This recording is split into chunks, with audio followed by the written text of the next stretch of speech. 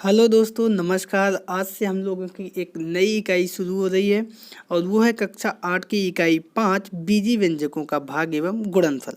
तो चलते हैं दोस्तों, देखते हैं सबसे पहले कि क्या है इसके मुख्य कॉन्सेप्ट। तो सबसे पहले हम बात करेंगे व्यंजक की। व्यंजक क्या होता है, तो उसको समझाने के लिए एक छोटा सा एग्जाम्पल आपको दे रहे हैं कि जैसे ये हमारी कॉपी है और इस कॉपी के नीचे हमने कुछ स्केच रख दिए। ठीक है, क्या रख दिया है? कुछ स्केच रख दिए। और अब हम क्या कर रहे हैं, इसमें से 2 स्केच हमने निकाल लिए। ठीक है, अब आपसे हम पूछें कि इस कॉपी के नीचे कितने स्केच हैं, तो आपका क्या जवाब होगा कि सर हमें तो पता ही नहीं था कि इसमें रखी कितनी थी। भाई पता होता रखी कितनी थी तो हम बता देते इसमें कितनी स्केच बची है। तो उसके लिए हम मान लेते हैं कि हमने ये कहा, हमने कहा उसमें कुछ स्केचें थी, तो हमने लिख दिया कि कुछ थी और उसमें से हमने कितनी निकाली? 2 निकाली।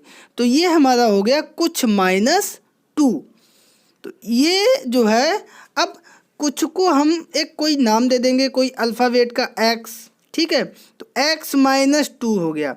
अब हम ये कह सकते हैं कि इस कॉपी के नीचे x-2 स्केच मौजूद हैं और यही x-2 हमारा जो है व्यंजक कहलाता है। और व्यंजक, और इसमें बीजीय शब्दों का प्रयोग हुआ है, तो यही हमारा बीजीय व्यंजक कहलाता है। तो उम्मीद करते हैं आप लोग बीजीय व्यंजक कॉन्सेप्ट समझ गए होंगे। अब इसकी छोटी सी परिभाषा हम लोग देख लेते हैं क्या होगी। उसके पहले एक और एग्जाम्पल आपको हम देना चाहेंगे। मोहन एक लड़का है और मोहन के पास कुछ रुपए हैं पहले से, और रोहन ने उसको 10 रुपए और दे दिए। तो अब जो है आपको ये बताना है कि उसके पास कितने रुपए हो गए। तो उसको हम लिख लेंगे, कुछ का मतलब हुआ कुछ धन 10, कुछ में से हमने 10 जोड़ दिए, यही कुछ धन 10 हमारा क्या हो गया? बीजीय व्यंजक हो गया। अब कुछ को अगर हम कुछ नाम दे दें, यानी x लिख दें, तो x + 10 ये हमारा बीजीय व्यंजक कहलाएगा। यहाँ पे हमारी जो है x चर राशि है और 10 जो है अचर राशि है। तो यहाँ से हमारी परिभाषा निकल के आएगी कि चर और अचर राशियों से मिलकर बीजीय व्यंजक बनता है। अब इसमें आगे आने वाली एक्सरसाइज में कुछ शब्दों का प्रयोग होगा, तो उनके बारे में हम लोग जान लेते हैं। और उसके लिए एक छोटा सा एग्जाम्पल हम लोग लिख रहे हैं, 3x⁻2 - 5x + 4। अब कुछ शब्द जिनका प्रयोग होगा उसमें से चर, अचर, पद, घात या घातांक, गुणनखंड और गुणांक। ठीक है, तो बारी बारी से बात करते हैं और सबसे पहले देखते हैं कि चर क्या है। उसके लिए हम अभी आपको बताया था, थोड़ा सा ऊपर ले जा रहे हैं कि अभी हमने बताया था कुछ रुपए हैं और कुछ को हमने x माना था, और x और 10, तो उसमें से जो x था, जो कुछ है, कुछ मतलब अभी कुछ है, बाद में कुछ और हो जाएगा, तो वो हमारा चर होता है जो बदलता रहता है। कहीं पे x = 2 आ जाएगा, कहीं पे x = 3 आ जाएगा, कहीं पे x = 1 आ जाएगा। तो ये हमारा जो है चर होता है। तो जो मान बदलता रहे x, भाई ये हमारा चर है। अब बात करते हैं अचर की।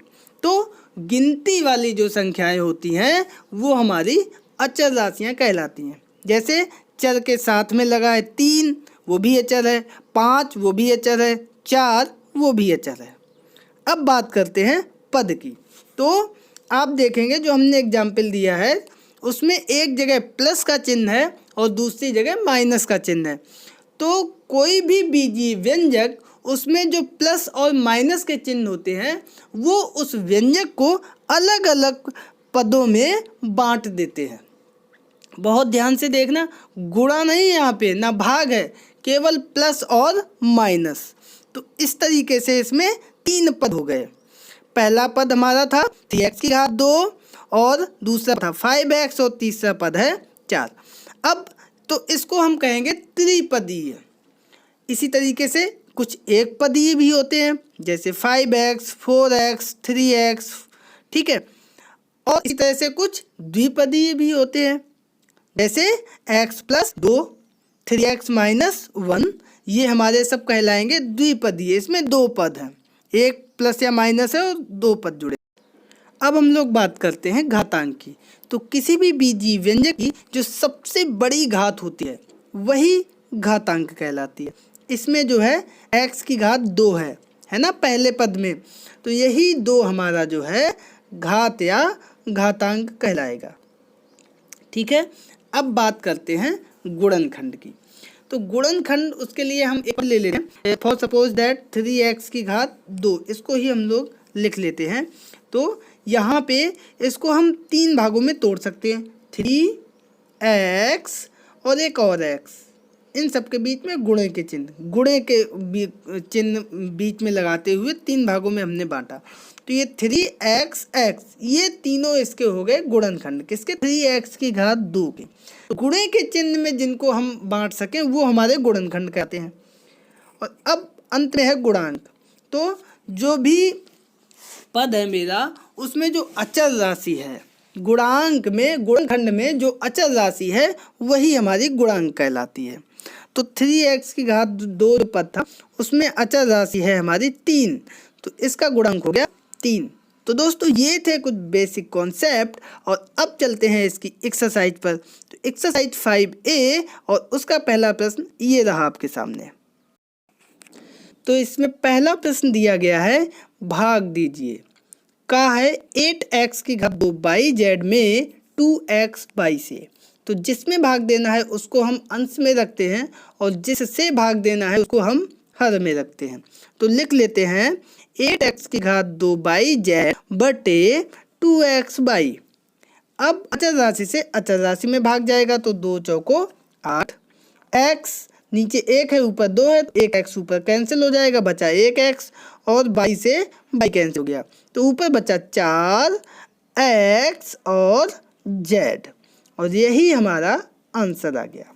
तो दोस्तों अब देखते हैं दूसरा प्रश्न, और वो है 15x की घात 2 बाई की घात 3 में 3x की घात 2 बाई की घात 2 से।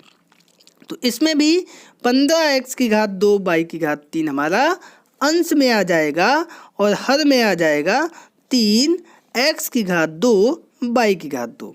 अब यहाँ पे अचल राशियाँ हैं 3 और 15, तो 3 पचे 15 5 बार, नीचे x की घात 2 ऊपर x की घात 2 कैंसिल हो गए, नीचे बाई 2 है ऊपर 3 है, तो 2 बाई से 2 बाई कैंसिल हो गए, तो इस तरीके से ऊपर बचा 5 बाई, और यही हमारा आंसर आ गया।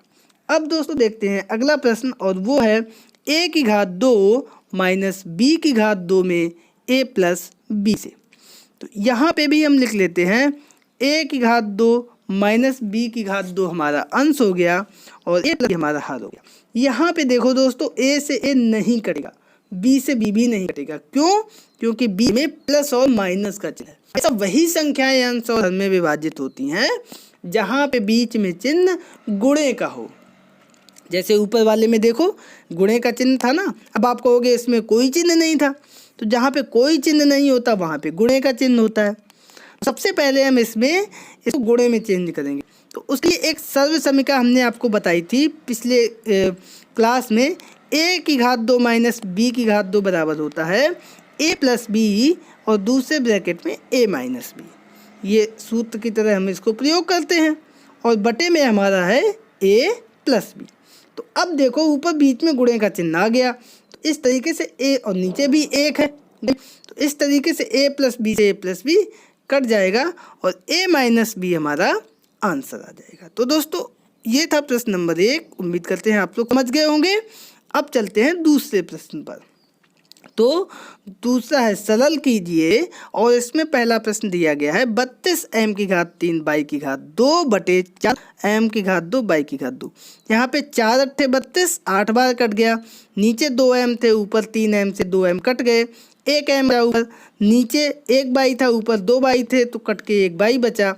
तो इस तरीके से 8 m बाई हमारा आंसर आ गया। अब चलते हैं दूसरे प्रश्न पे, वो है हमारा x की घात 3 प्लस 4x की घात 2 प्लस 4x बटे x। यहाँ पे भी x डायरेक्ट नहीं कटेगा अभी, क्योंकि ऊपर प्लस में है तो ऊपर x गुणे में लाएंगे। और उसके लिए हम क्या करेंगे, कुछ जुगाड़ करते हैं।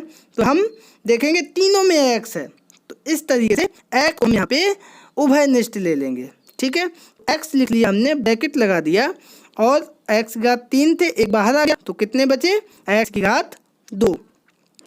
और इस तरीके से आगे 4x की घात 2 में से एक x बाहर आ गया तो बचा 4x, और 4x में से x बाहर आ गया, बचा 4, बटे में हमारा है x। तो अब हमारा x से x कट जाएगा, तो बचेगा हमारा x की घात 2 प्लस 4x प्लस 4, और यही हमारा आंसर आएगा। दोस्तों उम्मीद करते हैं आप लोग समझ गए होंगे। अब चलते हैं अगले प्रश्न पर। तो गा प्रश्न दिया गया है 16x की घात 2 माइनस 8x की घात 3 बटे 4x। यहाँ पे भी देखो डायरेक्ट नहीं कटेगा, क्योंकि ऊपर जो है माइनस चिन्ह है बीच में। तो सबसे पहले हम क्या करेंगे, उभयनिष्ठ लेंगे, और संख्याएं 8 हैं 16 हैं, इसमें क्या कॉमन आएगा, 8, और x की घात 2 है, इधर x की घात 3 है, तो x की घात 2 कॉमन आ गया, तो 8x की घात 2 कॉमन आ गया, और बचा हमारा अंदर 8 दूनी 16 2, और x की घात 2, x की घात 2 कुछ नहीं, माइनस का चिन्ह, 8 एकम 8, और 2x बाहर आ गए, तो अंदर बचा हमारा 1x, तो 2 माइनस x हमारा अंदर बचा, और बटे में वही 4x। अब देखो 4 दूनी 8 कट गए, और x से x कट गया, तो ऊपर बचा हमारा 2x, और ब्रैकेट में 2 माइनस x। तो यही हमारा आंसर आ गया। अब देखते हैं अगला प्रश्न क्या है, और वो हमारा दिया गया है 9a की घात 2 माइनस 24a प्लस 18a की घात 3 बटे 3a। तो अब यहाँ पे भी देखो ऊपर जो है प्लस माइनस में है, गुणे में नहीं है, और नीचे गुणे में है, तो ऊपर भी हमें गुणे में लाना है। उसके लिए हम क्या करेंगे, उभयनिष्ठ लेंगे, यानी फिर से कॉमन लेंगे। तो देखो 3 संख्या जो है वो सभी में 3 से भाग जा रहा है ना, 3 त्रिका 9, 3 अट्ठे 24, और तिछंग 18, तो 3 और एक ए भी हमारा सभी में है, a की घात 2 a और a की घात 3, तो इस तरीके से हमारा 3a जो है कॉमन आ जाएगा। और अब हमारा अंदर बचेगा 3 त्रिका 9, 3a माइनस 3 अट्ठे 24 8, और a कॉमन आ गया कुछ नहीं, प्लस तिछंग 18 6, और a के कॉमन आ गया, तो बचा a की घात 2, और बटे में हमारा है 3a। तो 3a से 3a कैंसिल हो जाएगा, और इस तरीके से बचेगा हमारा 3a माइनस 8 प्लस 6a की घात 2, और यही हमारा आंसर आ गया। तो दोस्तों ये एक्सरसाइज 5A आई होप पसंद आई होगी। अब दोस्तों ले लीजिए आज का होमवर्क, और होमवर्क में आपको सीधा सा भाग करके हमें बताना है 8x बाई की घात 2z बटे 2y। और एक और प्रश्न ले लीजिए 3x की घात 2 बाई की घात 2 बटे 3x बाई। इन दोनों प्रश्नों के जवाब आप अपने नाम के साथ कमेंट बॉक्स में कमेंट करके हम तक अवश्य पहुँचाएँ। तो दोस्तों मिलते हैं कल फिर एक नए वीडियो के साथ, तब तक के लिए नमस्कार।